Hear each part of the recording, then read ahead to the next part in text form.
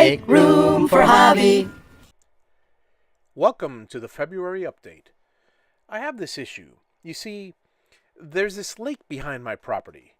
Unfortunately, I can't see it too well because there's this 30-foot high bamboo forest on my property blocking my view of the lake. Solution?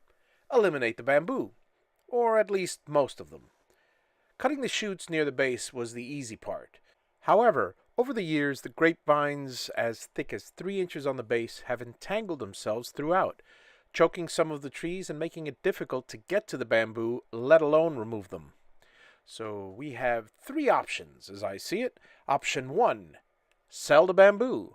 Well, bamboo of this quality goes for about $300 an acre, and assuming a third of it is choked out, and I have 3/4 of an acre, I would estimate the sale to be about $150 and cost over $10,000 for 1,200 man-hours. More on that later.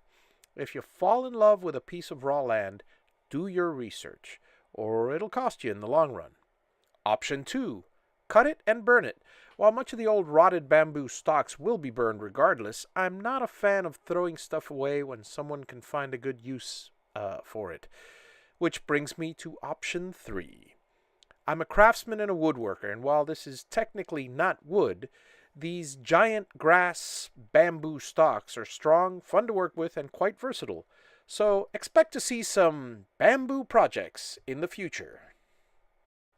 As you can see, the task is taking longer than expected as I have to pull out these rope vines one by one and occasionally grind them with the mower. Let's do a little math. I'm going to throw some quick numbers at you. The bamboo covers 3/4 of an acre, 34,000 square feet. I can slice, remove, and clean up the leaves at a rate of about 35 stalks an hour. So, 34,000 square feet times 1.35 shoots per square foot is 46,000 shoots at a rate of 35 per hour. The job should take 12 to 1,300 man-hours. I'm glad I enjoy this type of work. I'll bill myself later. By the way, if anyone wishes to volunteer and join me for a weekend of fun and exercise, I'll happily pay with pizza. Just saying.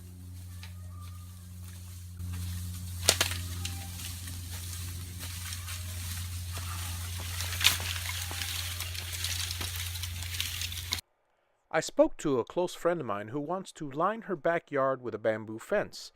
Based on the average diameter of the bamboo, her 200 feet of fence should take about 1,000 stalks. This pile should do. Bit nippy out today. This is the back of the camper where I'm situated, and over here, as I pan over to the left, I call this area here Stump Island. As you can see, stumps, well, and logs and such. That tree's going down. That tree's, well, it's not going to go down yet, but because it's there's a shed in the way, but it'll go down soon enough. And let's see if I can clear out from here all the way down there, which is about 100 feet of logs today. Out of all the chainsaws I have, this little Greenworks 16-inch 40-volt chainsaw is my favorite. No messy gas, it runs for a solid hour before it needs a charge, it's reasonably light, and I've been able to slice through 20-inch logs with little effort. From what I've been told, the stumps on Stump Island arrived here as a result of a neighbor cutting down some huge oaks over the years and dumping them in this area of vacant land. I proceeded to use the truck to pull out the larger logs out in the open where I could work on them comfortably. Well, at least more comfortably than standing on a pile of logs and rotting branches. Anything fireplace-worthy was stacked in a pile, and anything smaller than 3 inches was thrown in the campfire. My zero-turn mower, as always, came in handy to pull the cart for the smaller logs, and every so often I would clear out the brush that was underneath by mowing the area and getting rid of all the small twigs.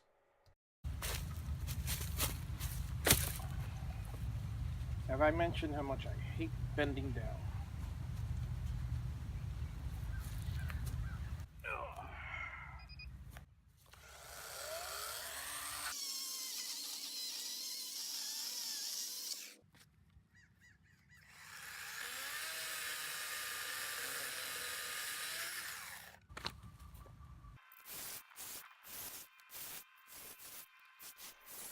Yeah, for a person who doesn't like to bend down at all, I did an awful lot of that whole week. But, well, I suppose I could use the exercise. So I was clearing out this whole ground and then... Squirrel! I have this incredible need to chop down a tree. How about a nice tall 60-foot rotted tree? Let's do it. You guessed it, I decided to chop some rotted trees. And this one in particular, well, what's the worst that can happen?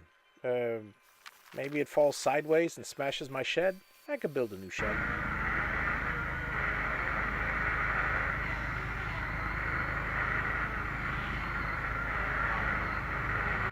It was at this point that fear got the better of me, and I heard a crack.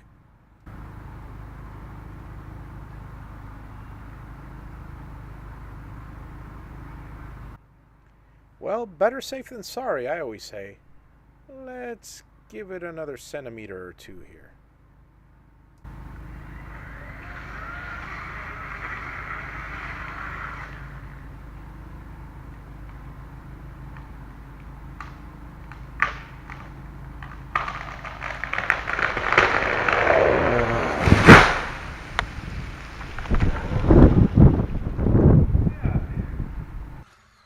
It pays to do your research in tree felling.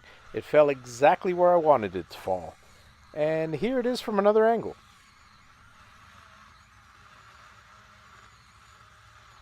I don't know why, but this scene reminds me of the Ewoks backing off when they met Princess Leia for the first time.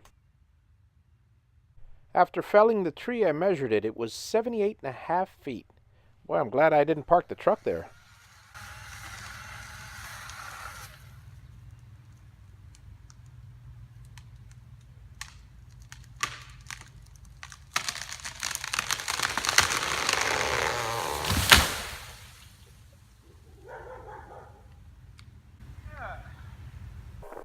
And as before, with my trusty chainsaw and the assistance of my 4x4, I hauled out the pieces of reasonable size to a nice clear area, sliced them all in man-size manageable pieces, and stacked them up.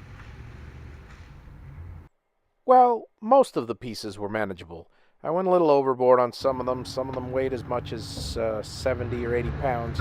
But for the most part, they were between 20 and 50 pounds, the little chunks of logs. And I'll be chopping them up for firewood soon enough. And when I say I will be chopping them up for firewood, I mean whatever machine I concoct to chop them up will chop them up for firewood. I gotta tell you though, later that evening, as beat as I was, my mind was reeling, and I was thinking of the fact that I started to call it Stump Island, and I figured, what other names could I give to the rest of my property? So I came up with a bunch of crazy names for different sections of the property. Next month, I'm going to be making some signs and sticking them on probably bamboo fence posts, and I'll give you a little tour of the different areas of the property. Here, let me give you a preview. One of them, as you heard, you hear some chickens and roosters in the background. Well, one area is called Roosterville. There's yet another section with a huge palm tree on the west side, right on the shore of the lake, and I called it, you guessed it, West Palm Beach. I spent the better part of 4 days clearing out all this the hard way, with a chainsaw and lugging it over. But I seem to remember in my youth, I studied special martial arts that allow me to get the job done a lot quicker. Let me try it out.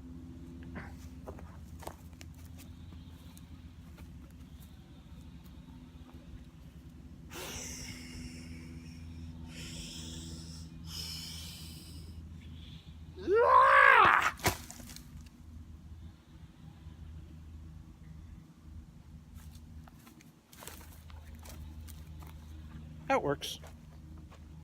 They say that the way to eat an elephant is one bite at a time. Now, I'm not quite that hungry, but the philosophy is sound. If you've been following, over the last 4 visits, I've installed a gate, 25 posts, a second 25 posts, and temporarily hung a fence across the front of the property.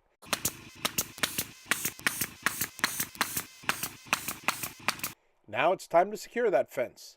The job took about 700 staples, but not to worry.